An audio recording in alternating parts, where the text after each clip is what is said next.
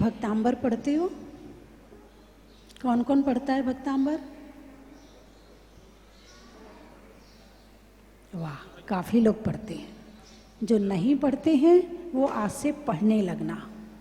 इसमें भगवान की भक्ति भी है, इसमें भक्ति की शक्ति भी है, इसमें अनेक तरह के रोग निवारण की क्षमता भी है, अनेकों परेशानियों को दूर करने की ताकत भी है और परमात्मा के दर्शन कराने की ताकत भी है। सबसे ताकतवर स्रोत भक्तांबर है ना? इसको जरूर पढ़ा करो। बोलिए ना, पढ़ोगे कि नहीं पढ़ोगे? पढ़ना है ना, रोज पढ़ लिया करो। एक बार पढ़ना है, 15 मिनट लगने हैं, पढ़ लिया करो। ठीक है, चलिए उसके एक श्लोक की चर्चा मैं आज आपसे करती हूँ। चित्रम किमत्र यदि ते त्रिदशांग नाभिर नीतम मनागपि मनो न विकार मार्गम कल्पांत काल मरुता चलिता चलेन किम मंदराद्रि शिखिरम चलितम कदाचित। चित्रम किमत्र, किमत्र क्या? चित्रम आश्चर्य है। चित्रम किमत्र यदि ते, यदि आपका मन त्रिदशांग नाभिर देवांगनाओं के द्वारा, क्या आश्चर्य है, देवांगनाओं के द्वारा नीतम मना गपि मनो न विकार मार्गम,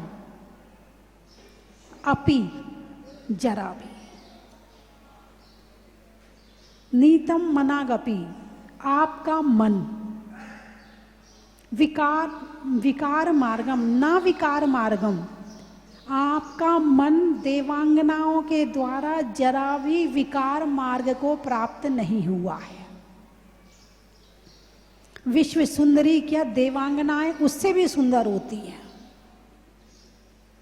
देवांगनाओं के द्वारा आपका मन जरा भी विकार मार्ग को प्राप्त नहीं हुआ है। इन दो लाइनों का अर्थ है। नीचे की लाइन, कल्पांत काल मरुता चलिता चलेन।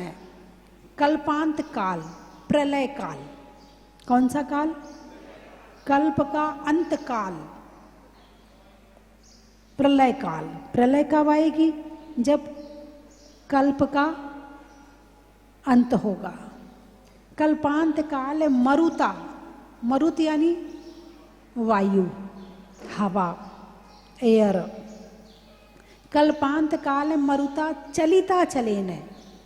तो जो अचल पहाड़ होते हैं प्रलय काल की वायु में वो भी हिल जाते हैं।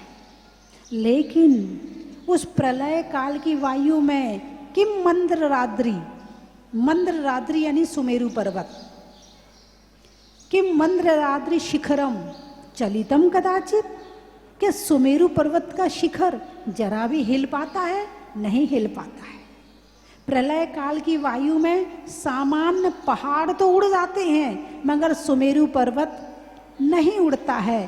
ठीक ऐसे ही हे भगवान, आप भी सुमेरु पर्वत के समान हैं। इन देवांगनाओं के द्वारा सुमेरु पर्वत जैसा आपका मन जरा भी डिगता नहीं है।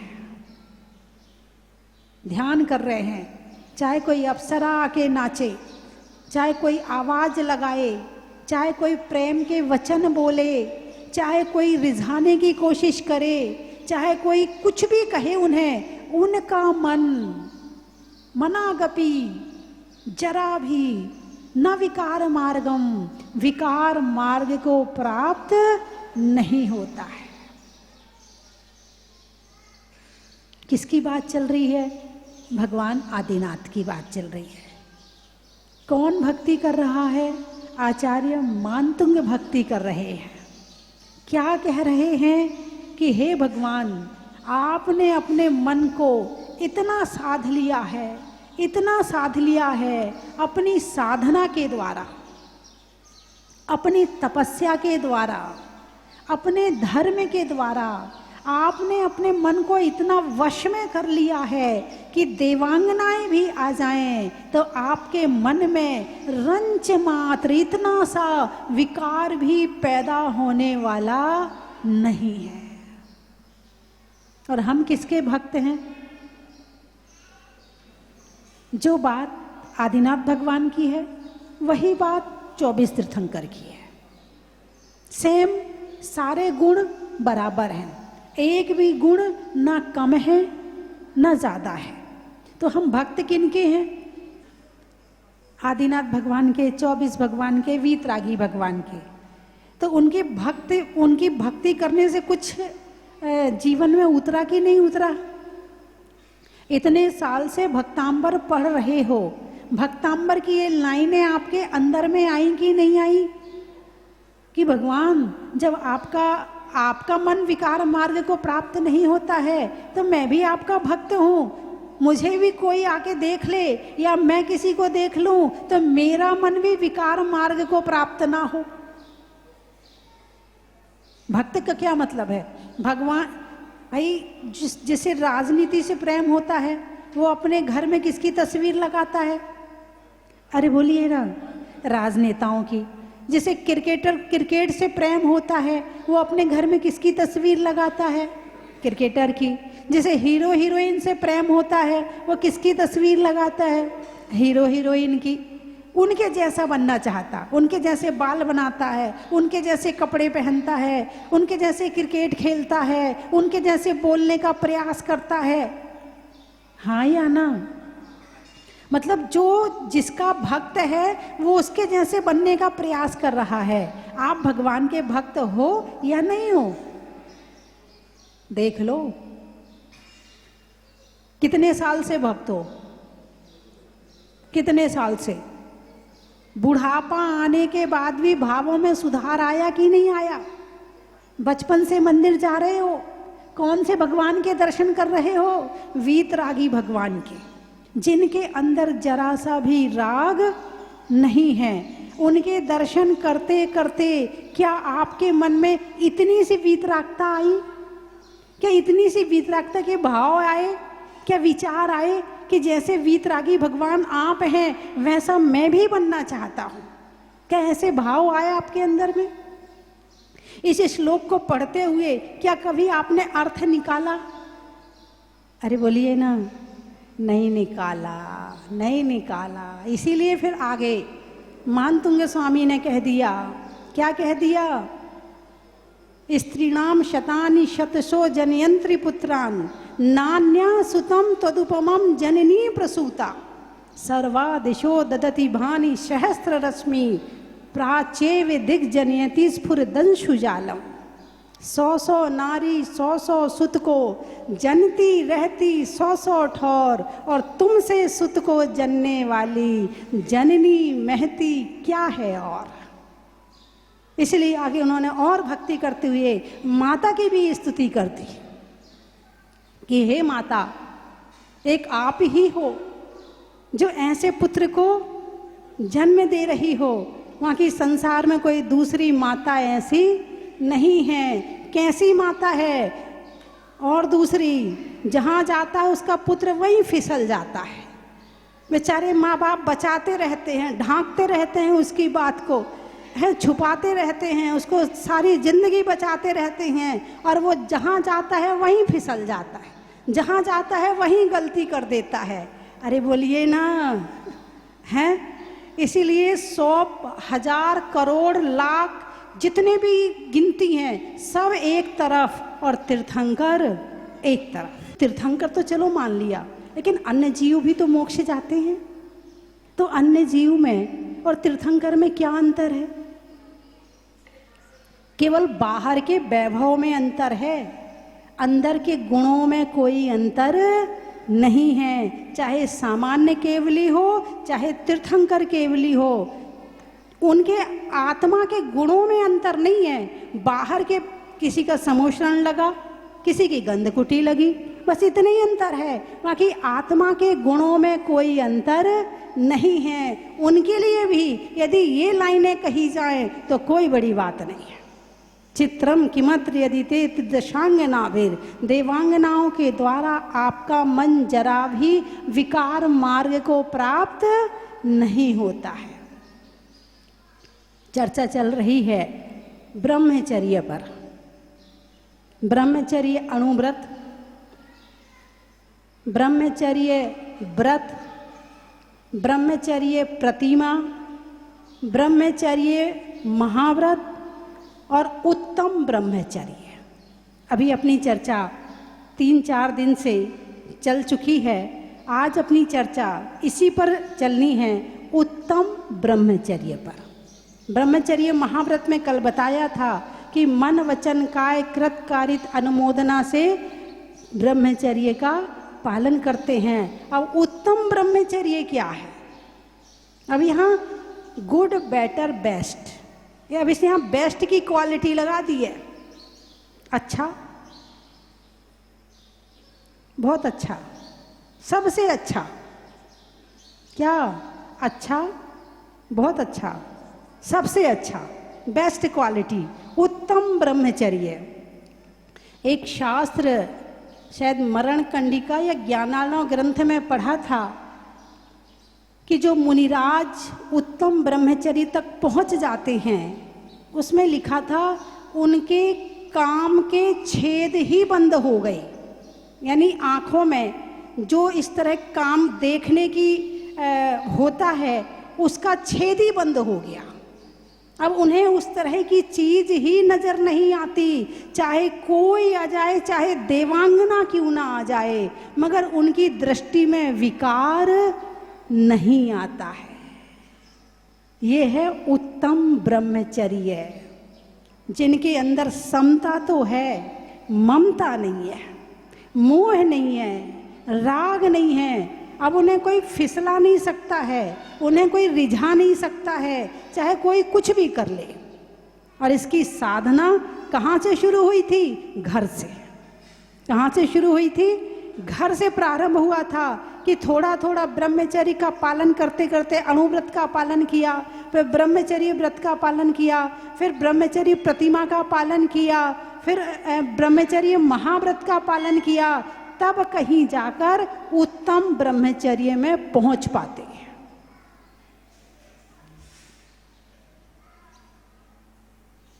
अब पहुंच गए, चलो पहुंच गए उत्तम ब्रह्मचर्य में।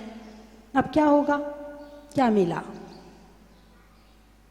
क्या मिला? सब कुछ छोड़ दिया, क्या मिला? अरे बोलिए ना, क्या मिलता? क्यों करें इसका पालन? हैं? मोक्ष क्यों जाना चाहते हो? क्या है मोक्ष में?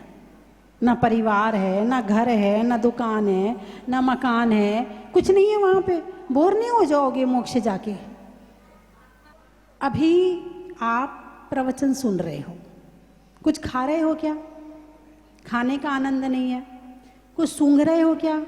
सूंघने के आनंद की भी जरूरत नहीं है। कुछ आँखों से कोई मूवी आदि देख के आनंद ले रहे क्या? उसकी भी जरूरत नहीं है। आपको शरीर से कोई सुख मिल रहा है क्या? वो भी नहीं मिल रहा है। आपको कौन सा आनंद मिल रहा? शरीर संबंधी आनंद मिल रहा है क्या? नहीं। इस समय आपको कौन सा आनंद मिल रहा है? आत्मा संबंधी, डायरेक्ट ज्ञान से। जो ज्ञान से ज्ञान को प्राप्त हो रहा है, वो संबंध चल रहा है। अभी मैं आपको ना तो सोने के कोई चीज़ की अंगूठी गिफ्ट कर रही हूँ, ना आपको कोई साड़ी दे रही हूँ, ना आपको कोई कार गिफ्ट कर रही हूँ, फिर भी आपको आनंद आ रहा है कि नहीं आ रहा है? अरे बोलिए ना, आनंद आ रहा है। इसमें संसार की वस्तु की आवश्यकता ही नहीं है और आनंद मिल गया। इसमें धन की आवश्यकता नहीं, इसमें किसी दूसरे की आवश्यकता नहीं, इसमें किसी पड़ोसी की जरूरत नहीं, किसी की जरूरत ना पड़े और सुखी हो जाएं, उसका नाम है ज्ञान, उसका नाम है ध्यान।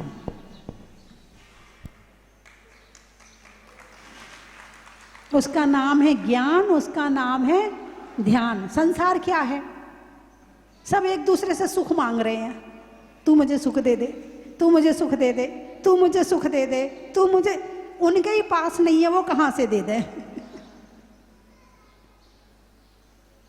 तुम सुख मांगते हो, वो गुस्सा देते हैं। तुम सुख मांगते हो, वो अभिमान दिखाते हैं। तुम सुख मांगते हो, वो मायाचारी करते हैं। तुम सुख मांगते हो, वो खुद ही मांगने तैयार खड़े हैं।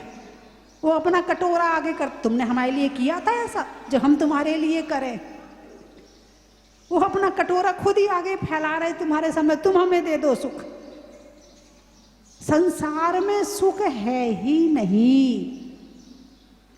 मांगते मांगते बुढ़ापा आ गया, सुखी हुए? अरे बोलिए ना, बुढ़ापा आ गया, सफेद बाल हो गए, काले बाल से सफेद बाल हो गए। संसार से सुख मांगते मांगते सुखी हुए? नहीं हुए। क्यों नहीं हुए? क्योंकि वहां है ही नहीं। वहां सुखाभास है, सुख का आभास है, सुख नहीं है। एक होता कि आभास और एक होता कि वस्तु का होना। होना अलग चीज है और आभास होना अलग चीज है। परछाई को आप पकड़ नहीं सकते, परछाई है तो सही मगर पकड़ नहीं सकते। ऐसे ही सुख है लेकिन उस संसार में नहीं है। संसार में पकड़ में आएगा ही नहीं। जब भी पकड़ में आएगा वो खुद के द्वारा पकड़ में आएगा, क्योंकि सुख बाहर नहीं, सुख अंदर है। तो ब्रह्मचर्य की साधना बाहर से अपनी तरफ ले जाती है। क्या? ब्रह्मचर्य की साधना बाहर से अपनी तरफ ले जाती है। शुरुआत में स्पर्शन इंद्रिय का ब्रह्मचर्य व्रत पालन किया जाता है। शुरुआत में स्थूल रूप में जब कहा जाता है 5 इंद्रियां होती, स्पर्शन, रसना, घ्राण, चक्षु और कर्ण। तो जो शुरुआत में ब्रह्मचर्य बताया है तो स्थूल रूप में स्पर्शन इंद्रिय का ब्रह्मचर्य बताया है कि स्पर्शन इंद्रिय के माध्यम से जो आप दूसरे की तरफ जा रहे हो उसको छोड़ करके तुम अपनी तरफ आओ। अभी खाना नहीं छुड़वाया, अभी देखना नहीं छुड़वाया, अभी सूंघना नहीं छुड़वाया, अभी केवल स्पर्शन इंद्रिय का ब्रह्मचर्य बताया। लेकिन जैसे जैसे आगे बढ़ते हो तो जिन जिन कारणों से हमारा मन दूसरी तरफ जाता है उन सब चीजों को अब्रह्म कहा है। उन सब चीजों को अब्रह्म कह दिया और उन सब चीजों को छोड़ना ब्रह्मचर्य कहा है।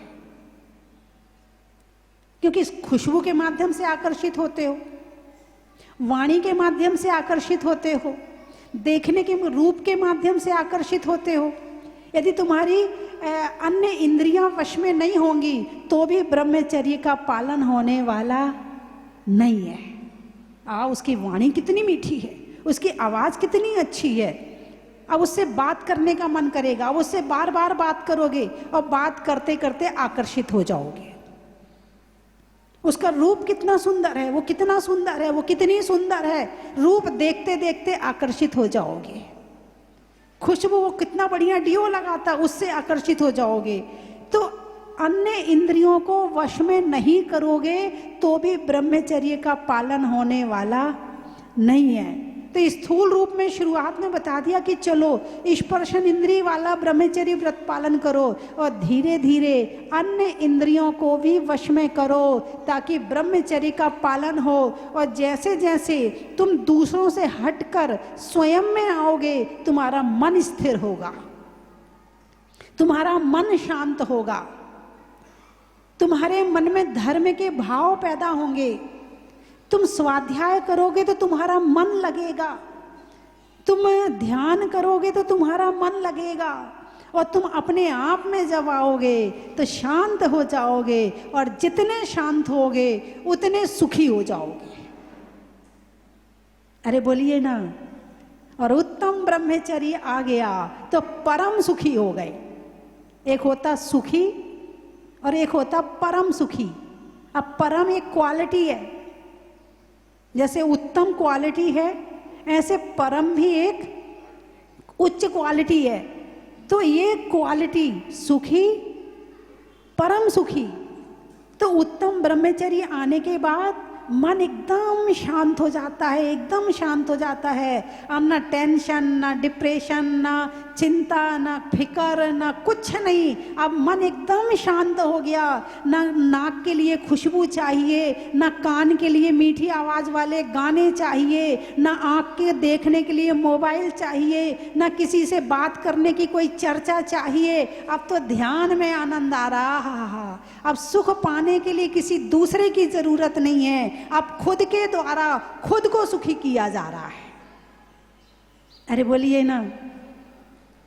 तो सबसे अच्छा सुख कौन सा है? दूसरों से मांगने पे मिले वो सुख अच्छा है, जो या खुद के द्वारा खुद को सुखी कर लो वो सुख अच्छा है? अरे बोलिए ना। खुद के द्वारा सेल्फ डिपेंड, कौन सा सुख?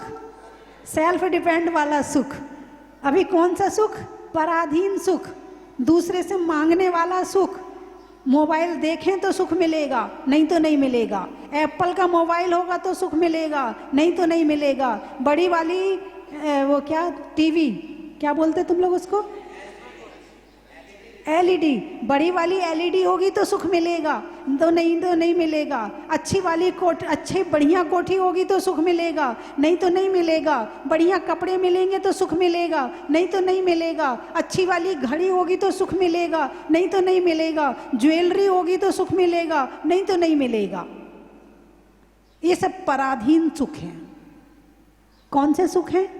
पराधीन। होगा तो मिलेगा, मिलेगा तो कितनी देर के लिए मिलेगा,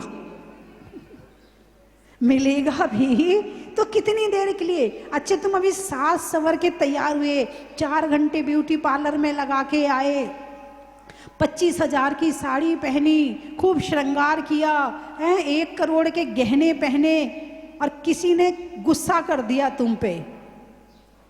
अब जो तुमने 10 घंटे अपने तैयार होने में लगाए थे, सुख खत्म। क्या? सुख खत्म। अथवा आप अच्छे तैयार होकर के और बाजार गए, मार्केट गए, खूब बढ़िया तैयार होके गए, मुंह पे पूरी लिपा पोती करके गए, और तेज बारिश आ गई।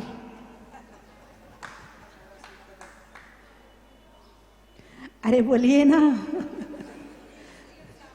सुख खत्म, सुख खत्म। लेकिन एक सुख ऐसा भी है कि जिसमें किसी वस्तु की जरूरत नहीं, जिसमें किसी व्यक्ति की जरूरत नहीं, जिसमें धन पैसे की जरूरत नहीं, जिसमें नोटों की जरूरत नहीं, जिसमें पड़ोसी की जरूरत नहीं, जिसमें मित्र की जरूरत नहीं, जिसमें परिवार की जरूरत नहीं, और हम खुद के द्वारा खुद को सुखी कर सकते हैं, उसका नाम है धर्म। क्या? हम तो मेहनत की खाते हैं। हाँ, हमसे बिना मेहनत का कुछ नहीं होता। हम किसी की फ्री में नहीं लेते हैं। हाँ, बर्दाश्त ही नहीं होता है ना फ्री में कुछ। बंधुओं, श्रमण, श्रमण, श्रम शब्द आया है। श्रम शब्द से श्रमण बना है। जो आत्मा के लिए पुरुषार्थ करे, जो धर्म के लिए पुरुषार्थ करे, वो श्रमण। और जो संसार के लिए घूम रहा है वो परिश्रम करता है। पर के लिए जो श्रम किया जाए वो परिश्रम, जो पर के लिए किया जाए वो परिश्रम, और जो आत्मा के लिए किया जाए वो श्रमण। हमारी श्रमण संस्कृति है। कौन सी संस्कृति है? श्रमण संस्कृति है, जहाँ आत्मा के लिए पुरुषार्थ किया जाता। 4 तरह के पुरुषार्थ होते हैं: धर्म, अर्थ, काम और मोक्ष। कितने पुरुषार्थ हो गए? 4। कौन कौन से?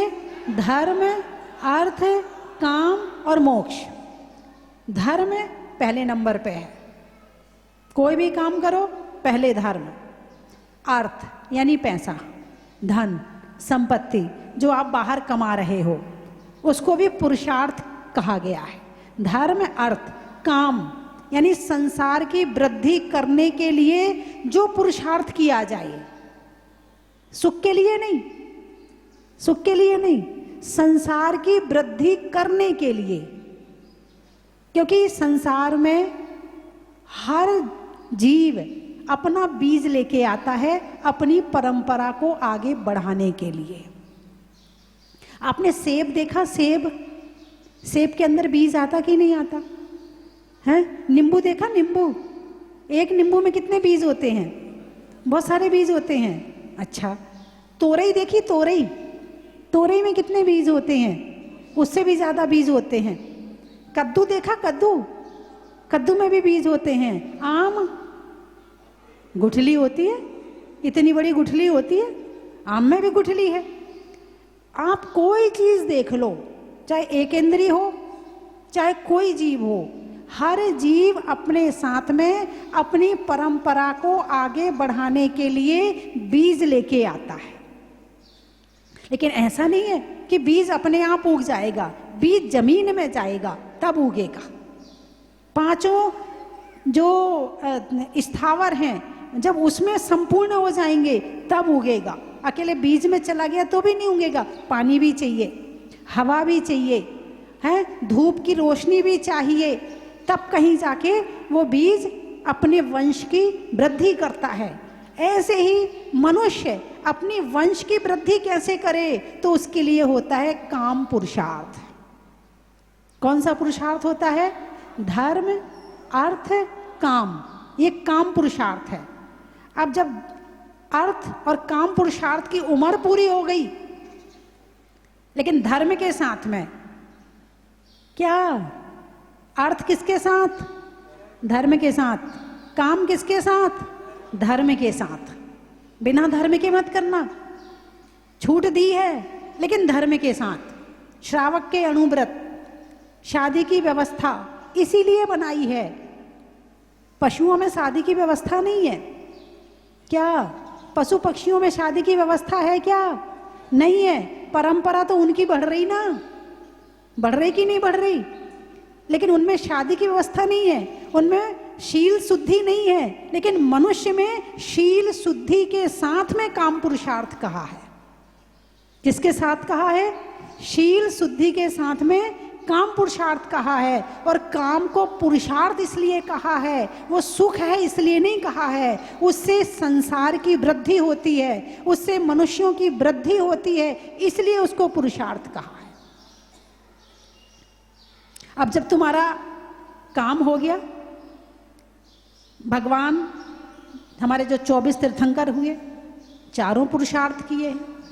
आदिनाथ भगवान धर्म के साथ राज्य का वैभव भी भोगा, धर्म के साथ शादी भी हुई, और जब समय आया तो दीक्षा भी ली। चारों पुरुषार्थ किए। ये उदाहरण है, चारों पुरुषार्थ के ये उदाहरण हैं कि चारों धर्म, अर्थ, काम और मोक्ष, मोक्ष का पुरुषार्थ भी किया। ऐसा मत करना कि धर्म को छोड़ दो, मात्र अर्थ और काम में उलझे रहो, तो नीचे जाने के अलावा कुछ और होने वाला नहीं है। इसलिए पहला पुरुषार्थ धर्म है और अंतिम पुरुषार्थ मोक्ष है। कि संसार में हो कोई बात नहीं है, ये भी पुरुषार्थ है, और एक समय आए तो मोक्ष पुरुषार्थ भी करो। कितने तीर्थंकरों ने शादी करी? 19 ने। कितने ने?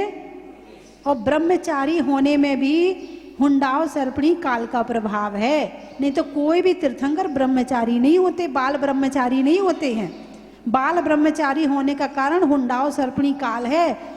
और ये जो पुरुषार्थ 4 बताए हैं, तो चारों पुरुषार्थ एक उदाहरण स्वरूप हैं, क्योंकि तीर्थंकर नेता होते हैं और नेता उदाहरण देते हैं, सबके लिए मार्ग प्रशस्त करते हैं, आदर्श प्रस्तुत करते हैं। घर में रहना है तो कैसे रहना है, और फिर जंगल में रहना है तो कैसे रहना है, इसका उदाहरण प्रस्तुत करने के लिए तीर्थंकर चारों पुरुषार्थ करते हैं: धर्म, अर्थ, काम और मोक्ष।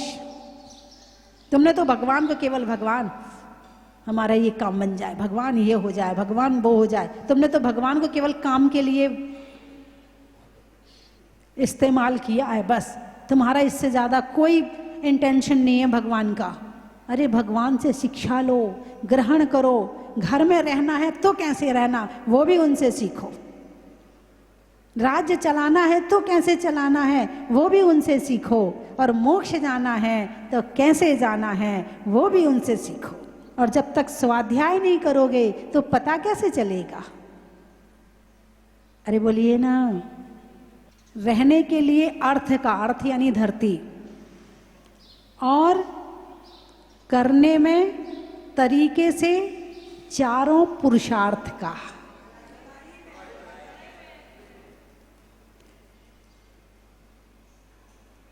प्रभु के दर का, शरीर में कर का और शिक्षा देने में तीर्थंकर का।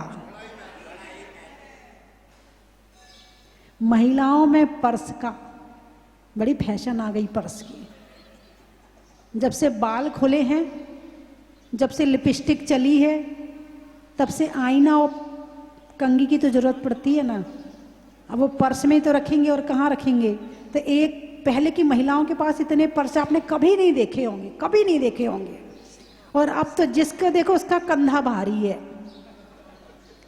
एक कंधे पे पर्स है और एक हाथ में मोबाइल है और बाल खुले हैं। अब दर्शन करके बताओ, झुक के पंचांग नमस्कार। इसलिए खड़े खड़े, भगवान बस बहुत है, विनय चली गई। हिंदी में मात्रा का, स्कूल में छात्रा का, आज आपकी जहाजपुर की यात्रा का बड़ा ही महत्व है। अनाज में दाने का, इनाम में पाने का और आप सबके जहाजपुर दोबारा जल्दी से आने का बड़ा ही महत्व है। पुर्जों में पाना का, नहीं देने में ताना का और आने वालों में मवाना का।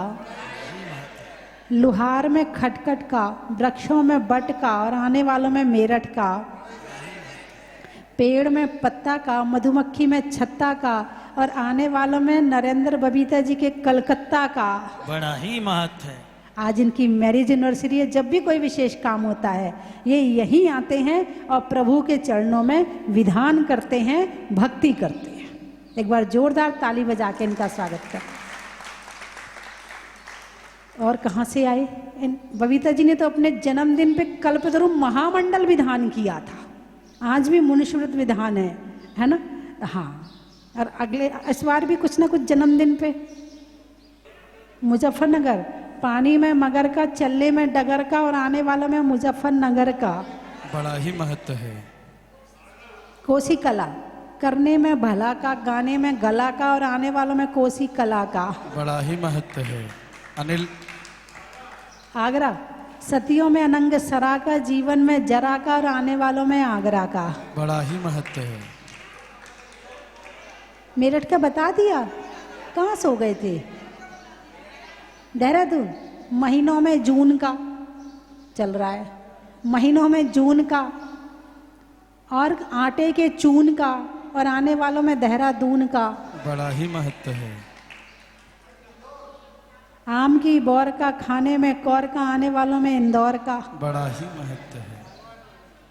जनवरी में जाड़ा का, जाड़े में काढ़ा का, आने वालों में सागवाड़ा का। बड़ा ही महत्व है। पारसोला, चढ़ाने में गोला का, सब्जी बाजार में झोला का और आने वालों में पारसोला का। बड़ा ही महत्व है। जोर से बोलो। बम्बई, वृक्षों में छुई मुई का, सिलने में सुई का और आने वालों में मुंबई का। बड़ा ही महत्व है। हैदराबाद, खेत में खाद का, भोजन में सलाद का और आने वालों में हैदराबाद का। बड़ा ही महत्व है। सरोगा, सरोदा, घर में दादा का, करने में वादा का और आने वालों में सरोदा का। बेगू, उदयपुर, अच्छा, गाने में सुर का, नृत्य में नूपुर का, आने वालों में उदयपुर का। बड़ा ही महत्व है। हो गए सारे। बोलिए 24 भगवान की जय। मेरी आज सालगिरह है। आज आपका उपदेश सुना मैंने। आपने कहा कि जितना घुसोगे उतना दुख मिलेगा, जितना घुसोगे उतना दुख मिलेगा। लेकिन पिछले 2-3 साल से मैं जितने आपके घुस रहा हूँ उतना सुख मिल रहा है। माता जी से जुड़ा हूँ, मुझे सुख ही सुख है। माता जी का आशीर्वाद मुझे हमेशा हमेशा मिलता रहा है। कई सालों से मैं यहाँ आने की सोच रहा हूँ और कई बार प्लान बनते बनते कैंसिल हो गया। और माता जी, पता नहीं इस बार क्या पुण्य का उदय था कि मात्र 2 घंटे पहले मुझे मालूम पड़ा कि मुझे जहाजपुर जाना है और इतनी मंगलमय मेरी यात्रा हुई है। और आपका पावन सानिध्य के साथ मैंने आज यहाँ पे कलश भी करे।